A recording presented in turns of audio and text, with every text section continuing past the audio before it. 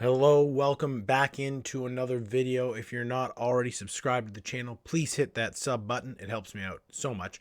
I'm going to be taking a few minutes today to be talking about the new Fyreslayers Battletome. So I've been reading through this thing. I'm going to do a comparison video of the old Battletome versus the new Battletome on another video. But I wanted to talk about two things that I read in here, and one of them was something really cool and interesting that I'm very excited for, and the other thing is something I'm not excited for at all, and I'm just dreading what they're going to do with this, because usually the battle tomes again allude to stuff that's going to come out later. So I'm going to read two small passages from the battle tome to you now, so please have a seat, enjoy this small tale here.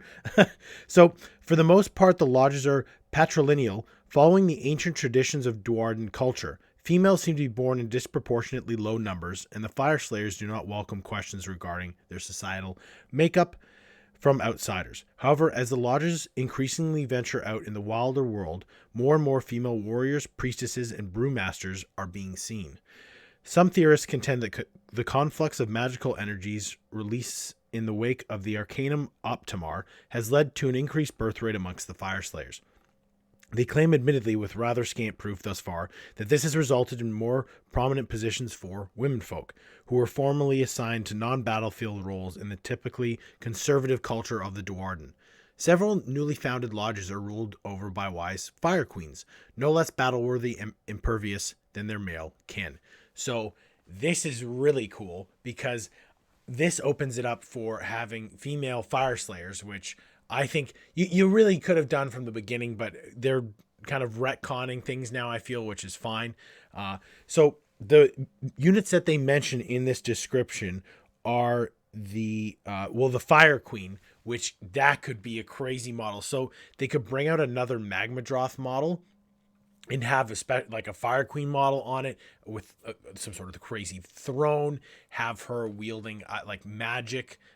It would be a crazy addition to the Force, I think. And I really like that direction with it as well.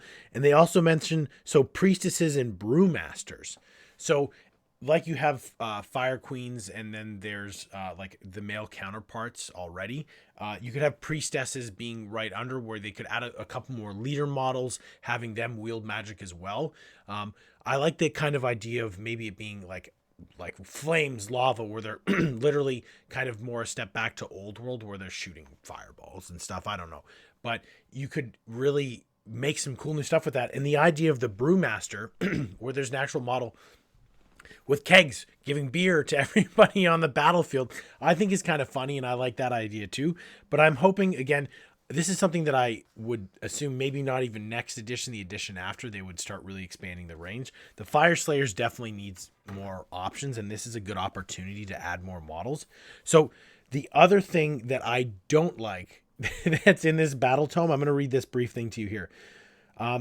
There's a little section where the Caradron and the Fyreslayers are kind of having a celebration, and it leads to them revealing some stuff to the Caradron. And then to the Fyreslayers' surprise, this newfound knowledge only gains them the support from their kin, and eventually leads to the Duardrazel, I hope I'm saying that right, the unification talks that ripple through Dwarden populations from Azerheim to the sky ports of Chamon. So that sentence there, where the unification talks, no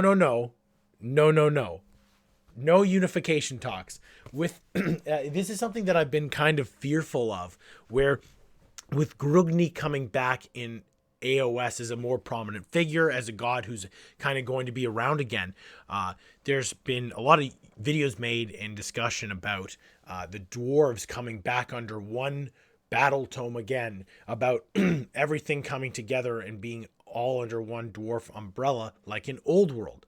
Okay, you gotta let it go. Don't do that. Like putting that one sentence in there, being like, we'll put it together. Why? Like, you've separated everything, and it's so much better. Like the Caradron overlords as a faction and what they can evolve over time, and even the model range, theirs is huge. The army is so cool. I love the Steampunk Dwarves. It's a great idea. And again, taking that concept of the old world dwarves, where they were, miners, they're in their like caves that they set up as their fortresses, and that over the course of the chaos invasion into the mortal realms, this concept didn't work, right? Old world dwarves did not work versus chaos.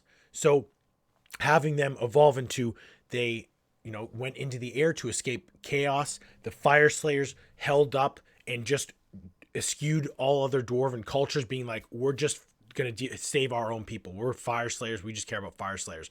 And having them survive, showing their own strength. And again, that whole idea of old world Fyreslayers, where there was a one-off unit kind of thing that has now become a full army list. Like, that's cool. That's new.